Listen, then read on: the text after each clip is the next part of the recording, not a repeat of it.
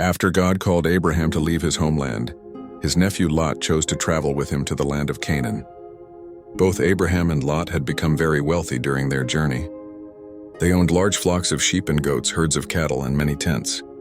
God had blessed them abundantly with possessions, livestock, and servants. As their wealth grew, so did their households.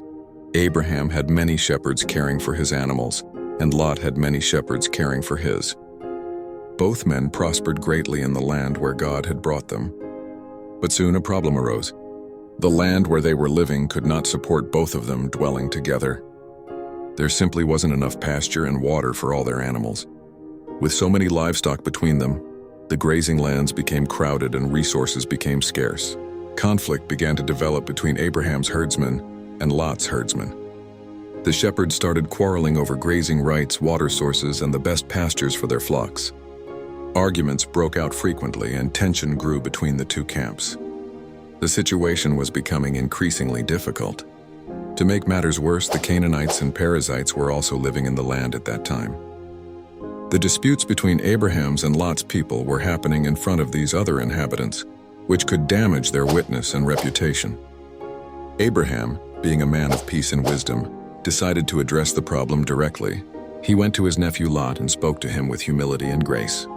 Abraham said, "Let there be no strife between you and me, and between my herdsmen and your herdsmen, for we are kinsmen. Is not the whole land before you? Separate yourself from me. If you take the left hand, then I will go to the right. Or if you take the right hand, then I will go to the left." This was a remarkable moment. Abraham was the elder and had the right to choose first. He was also the one to whom God had made the promises about the land. Yet Abraham generously offered Lot the first choice of where to settle, putting peace and family harmony above his own rights and advantages. Lot looked out across the land before him. He lifted up his eyes and saw the whole plain of the Jordan River. It was well watered everywhere, like the garden of the Lord, like the land of Egypt. The valley was lush, green, and fertile, perfect for his livestock. This was before the Lord destroyed Sodom and Gomorrah.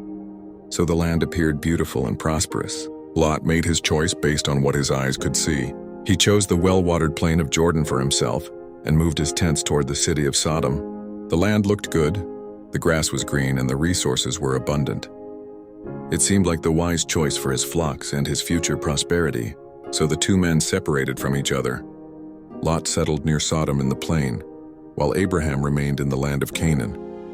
Lot pitched his tents near Sodom, gradually moving closer to the city. However, the Bible tells us that the men of Sodom were wicked, great sinners against the Lord. Lot had chosen based on material appearance without considering the spiritual condition of his neighbors. After Lot had departed, God spoke to Abraham with renewed promises. The Lord said to Abraham, "Lift up your eyes from where you are and look north and south, east and west. All the land that you see I will give to you and your offspring forever. I will make your offspring like the dust of the earth, so that if anyone could count the dust, then your offspring could be counted. Go, walk through the length and breadth of the land, for I am giving it to you." Abraham had put peace before personal gain, and God honored his selfless choice.